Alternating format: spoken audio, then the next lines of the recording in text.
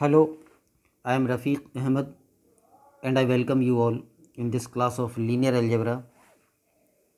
In linear algebra, we have studied vector space, subspaces, linear combinations, linearly independent and linearly dependent sets. After that, basis and dimensions of a vector space and subspaces. In last some videos, we are discussing about linear transformations. We have proved fundamental theorem on space homomorphisms and Sylvester law of nullity. Today we are going to associate linear transformation with a matrix. आज हम linear transformation और matrices में relation या संबंध स्थापित करने जा रहे हैं. फाइनाइट डायमेंशनल वेक्टर स्पेसेस के बीच जो लीनियर ट्रांसफॉर्मेशन होती है, उस लीनियर ट्रांसफॉर्मेशन से रिलेटेड एक मैट्रिक्स होता है, या इस बात को हम ऐसे कह सकते हैं कि matrix representation of linear transformation. Her linear transformation को जो कि दो फाइनाइट डायमेंशनल वेक्टर स्पेसेस के बीच में है, एक मैट्रिक्स से एसोसिएट कर सकते हैं. तो आज के इस वीडियो में हम ये समझेंगे कि एक लीनियर ट्रांसफॉर्मेशन से एसोसिएटेड मैट्रिक्स कौन सा होता है. V over F and V dash over F finite dimensional vector spaces हैं और इनकी डायमेंशंस भी हमने मान ली. V जो वेक्टर स्पेस है उसकी डायमेंशन या विमा n है और V डैश की विमा m है, और T V से V डैश में एक लीनियर ट्रांसफॉर्मेशन है.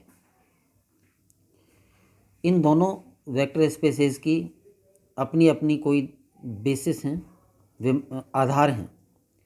जैसे ये B जिसमें कि वेक्टर्स अल्फ़ा 1 से अल्फ़ा n तक कुल n वेक्टर्स हैं, ये वेक्टर स्पेस V का एक आधार है. और B डैश जिसमें कि वेक्टर्स बीटा 1 से बीटा m तक कुल m वेक्टर्स हैं, और ये V डैश वाला जो वेक्टर स्पेस है उसका एक आधार है. तो एक ट्रांसफॉर्मेशन एक वेक्टर स्पेस से दूसरे वेक्टर स्पेस में, और दोनों वेक्टर स्पेसेस के एक एक आधार ले लिए. अब हम ये जो B के वेक्टर्स हैं इनकी T के अंतर्गत इमेजेस जो कि V डैश के वेक्टर्स आएंगे, उनको V डैश के आधार B डैश के वेक्टर्स के लीनियर कॉम्बिनेशंस के रूप में व्यक्त करेंगे, और जो गुणांक बनेंगे उनसे हमें एक मैट्रिक्स प्राप्त होगा. स्टार्ट करते हैं B के फर्स्ट वेक्टर अल्फ़ा 1 से. क्योंकि अल्फ़ा 1 B का वेक्टर है, आधार का वेक्टर है, और ये आधार V का सबसेट है, तो directly we can say that alpha 1 is an element of V. और जब अल्फ़ा 1 प्रांत वाले वेक्टर स्पेस V का वेक्टर है, तो T के अंतर्गत इसकी इमेज T ऑफ अल्फ़ा 1 सप्रांत वाले वेक्टर स्पेस V डैश का अवयव होगी. और T ऑफ अल्फ़ा 1 जब V डैश का अवयव है तो ये L ऑफ B डैश का अवयव है, क्योंकि V डैश का आधार है B डैश, और जो आधार होता है वो Li सेट होता है और अपने आप में जनक होता है. तो B डैश V डैश का जनक है, इसका मतलब linear span of B dash बराबर V डैश होगा, यानी V डैश का हर अवयव B डैश के वेक्टर्स के लीनियर कॉम्बिनेशन के रूप में लिखा जा सकता है. तो T ऑफ अल्फ़ा 1 जब V डैश का अवयव है तो ये B डैश के लीनियर स्पान का एलिमेंट है, और इसलिए T ऑफ अल्फ़ा 1 को B डैश के जो वेक्टर्स हैं इनके लीनियर कॉम्बिनेशन के रूप में लिखा जा सकता है। तो हमने टी ऑफ अल्फ़ा 1 को बीटा 1 बीटा 2 बीटा m के लीनियर कॉम्बिनेशन के रूप में लिख दिया, जहाँ पर ये A11 A21 up to AM1 ये सब फील्ड के एलिमेंट्स हैं, यानी स्केलर्स हैं। सिमिलरली बी का सेकंड वेक्टर अल्फ़ा 2 बी का है तो वी का होगा, और वी का होगा तो टी ऑफ अल्फ़ा 2 यानी टी के अंतर्गत इस अल्फ़ा 2 की इमेज वी डैश का वेक्टर आएगी, और वी डैश के इस वेक्टर को वी डैश के आधार के कॉम्बिनेशन के रूप में इस प्रकार से व्यक्त किया जा सकता है, और इसी प्रकार से अन्य। तो इस तरह से आधार बी के vectors alpha 1 alpha 2 alpha n की images T alpha 1 T alpha 2 T alpha J T alpha n को कोडोमेन वी डैश के आधार बी डैश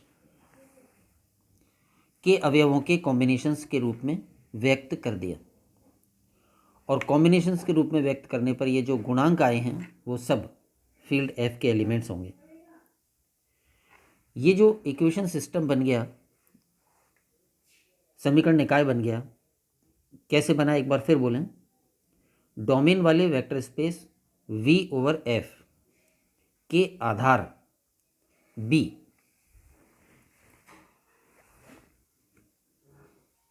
के सदिशों की T के अंतर्गत images T alpha 1 T alpha 2 T alpha J and so on को codomain वाले वेक्टर स्पेस V डैश के आधार B डैश के vectors beta 1 beta 2 beta m के लीनियर कॉम्बिनेशन के रूप में व्यक्त करने पर ये इक्वेशन सिस्टम प्राप्त होता है।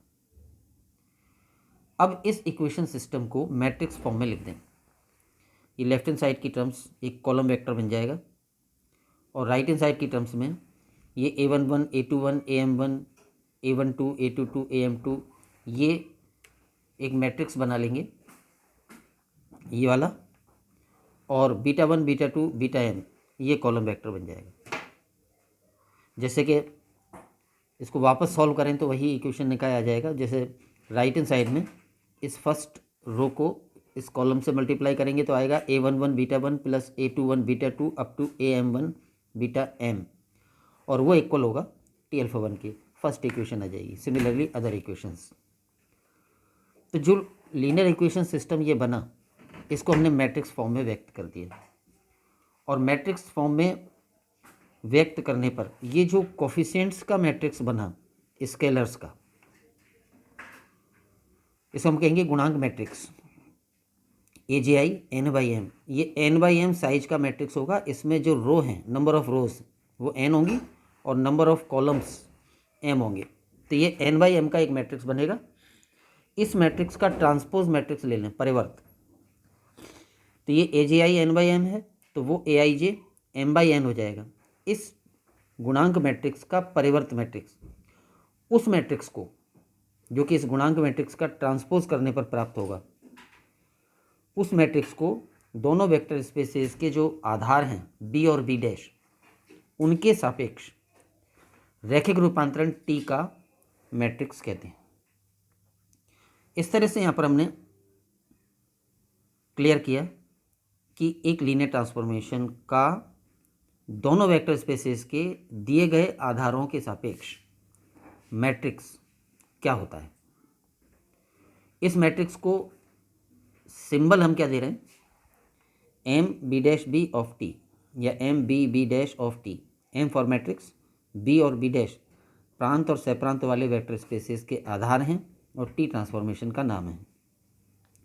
तो ये सिंबल दे सकते हैं इस मैट्रिक्स को, या ये वाला सिंबल दे सकते हैं T B B dash transformation का नाम, और लेफ्ट हैंड साइड वाले वेक्टर स्पेस यानी कि डोमेन वाले वेक्टर स्पेस वी का आधार, और राइट हैंड साइड वाले वेक्टर स्पेस का आधार, या इसको नया नाम कैपिटल ए दे सकते हैं। ये सब एक ही बात है। और ये मैट्रिक्स होगा AIJ m/n, और इसके एलिमेंट्स ये होंगे। ये जो मैट्रिक्स था यहाँ पे इसका ट्रांसपोज कर दिया गया है, तो जो पहला कॉलम था वो अब पहली रो बन गई, जो दूसरा कॉलम था वो दूसरी रो बन गई, एंड जो लास्ट वाला कॉलम था वो लास्ट वाली रो बन गई। तो ये जो गुणांकों से मैट्रिक्स बनता है उसका ट्रांसपोज जो आया ये कहलाएगा लीनियर ट्रांसफॉर्मेशन टी का आधारों बी और बी डैश के सापेक्ष मैट्रिक्स। अब स्पष्ट है कि अगर वी और वी डैश जो वेक्टर स्पेसेस हैं वो चेंज होंगे तो ये मैट्रिक्स चेंज हो जाएगा, ट्रांसफॉर्मेशन टी चेंज होगी तो ये मैट्रिक्स चेंज हो जाएगा। वेक्टर स्पेसेस वी और वी डैश वही रहें, ट्रांसफॉर्मेशन वही रहे, लेकिन जो दो आधार हमने लिए थे उनकी बजाय कोई दूसरे दो आधार ले लें तो भी ये मैट्रिक्स चेंज हो जाएगा। तो इस प्रकार परिमित विमीय सदिश समष्टियों के मध्य परिभाषित रैखिक रूपांतरण का दोनों के क्रमित आधारों के सापेक्ष एक मैट्रिक्स होता है। यदि तो ये तो हो गया मैट्रिक्स, और इस मैट्रिक्स का साइज क्या होगा, m/n, जहाँ पर m कोडोमेन वाले वेक्टर स्पेस का डायमेंशन है और n डोमेन वाले वेक्टर स्पेस का डायमेंशन है।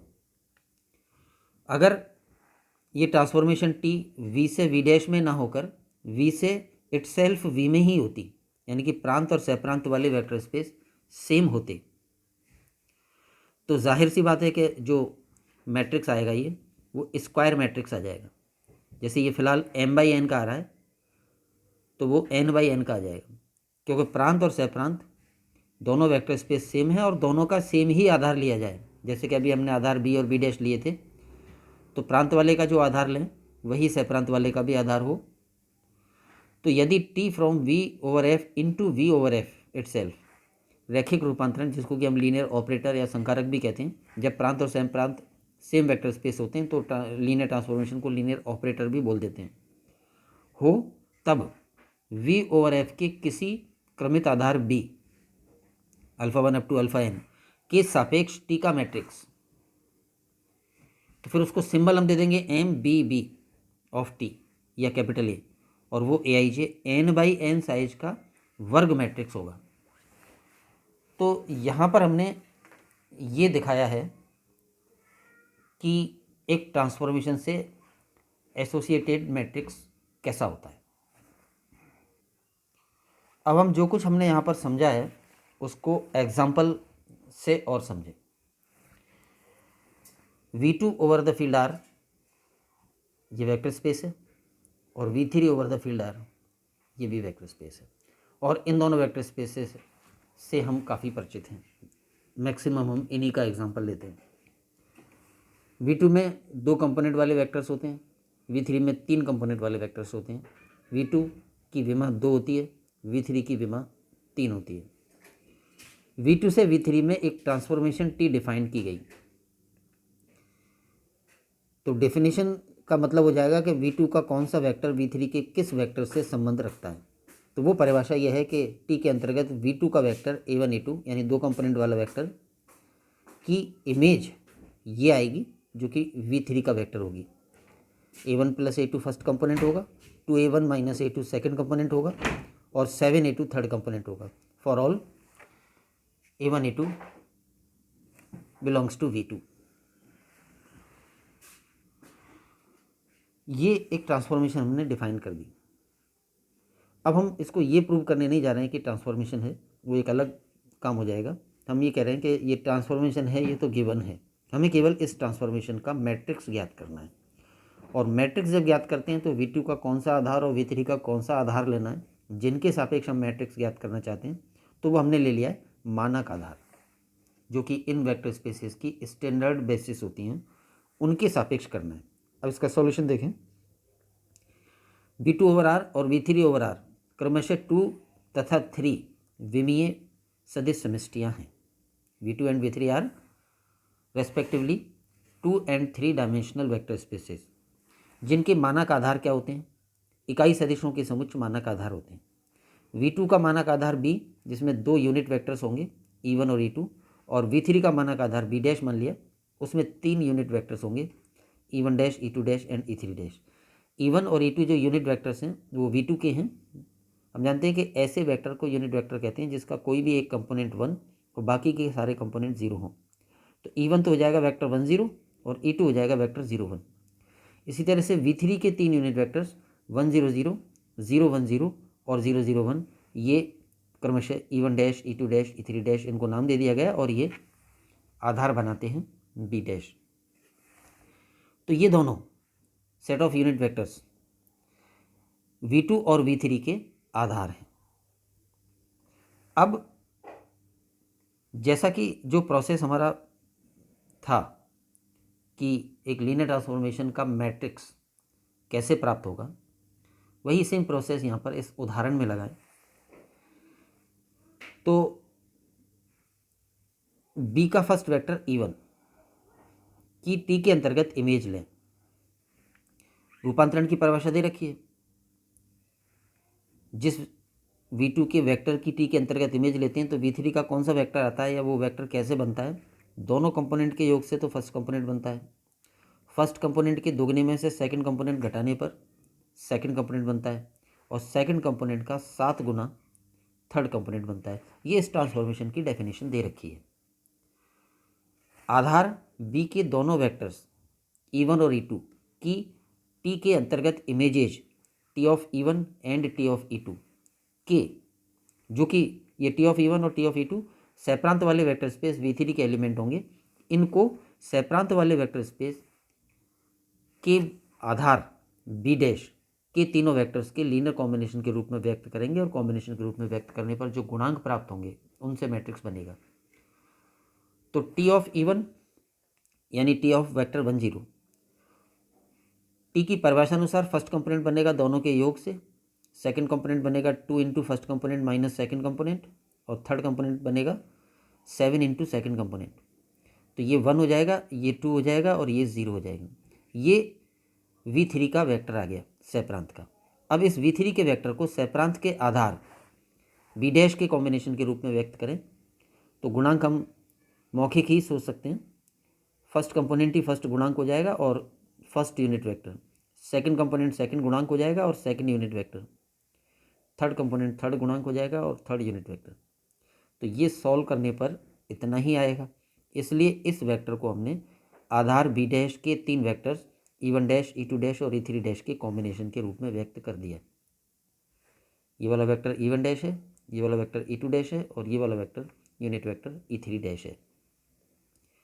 कॉम्बिनेशन के रूप में व्यक्त करने पर गुणांक आए 1 2 0। अब ले हम आधार B का सेकंड वेक्टर E2 और E2 की T के अंतर्गत इमेज। तो E2 का मान है 0 1, V2 का यूनिट वेक्टर 0 1 की T के अंतर्गत इमेज आएगी। दोनों कंपोनेंट का योग फर्स्ट कंपोनेंट बन जाएगा, 2 into first component minus second component, ये सेकेंड कंपोनेंट बन जाएगा और 7 इंटू सेकेंड कंपोनेंट, ये थर्ड कंपोनेंट बन जाएगा। ये हो गया 1, ये हो गया -1 और ये हो गया 7। अब इस वेक्टर को V3 के आधार B डैश के जो 3 वेक्टर्स हैं E1 dash, E2 dash, E3 dash, उनके कॉम्बिनेशन के रूप में व्यक्त करना है। तो 1 into first unit vector, -1 into second unit vector और +7 इंटू थर्ड यूनिट वेक्टर। तो ये टर्म सॉल्व होके यही वेक्टर आएगा। ये 1 0 0 E1 डैश है, 0 1 0 E2 डैश है और 0 0 1 E3 डैश है। तो जब हमने T के अंतर्गत E2 की इमेज यानी T ऑफ E2 को आधार B डैश के 3 वेक्टर्स के कॉम्बिनेशन के रूप में व्यक्त किया तो 3 कोफिशिएंट्स आए 1 -1 एंड 7। दोनों इक्वेशंस को एक साथ लिख दें। T ऑफ E1 इतना व्यक्त हुआ, अभी ऊपर किया हमने, और T ऑफ E2 इतना व्यक्त हुआ। इसको मैट्रिक्स फॉर्म में लिखें तो ये दोनों से एक कॉलम वेक्टर बन जाएगा लेफ्ट हैंड साइड वालों से। राइट हैंड साइड में 1 2 0 1 -1 7, इनसे ये मैट्रिक्स बन जाएगा गुणांकों से, और ये जो 3 वेक्टर्स हैं E1 dash, E2 dash, E3 dash, उनसे कॉलम वेक्टर बन जाएगा। तो ये इस 2/3 के समीकरण निकाय को मैट्रिक्स फॉर्म में लिख दिया। और मैट्रिक्स फॉर्म में लिखने पर ये जो मैट्रिक्स प्राप्त हुआ यहाँ गुणांकों से, इस मैट्रिक्स का ट्रांसपोज मैट्रिक्स, इसका परिवर्त वही अभीष्ट मैट्रिक्स होगा इस दी गई लीनियर ट्रांसफॉर्मेशन का इन दिए गए 2 आधारों के सापेक्ष। तो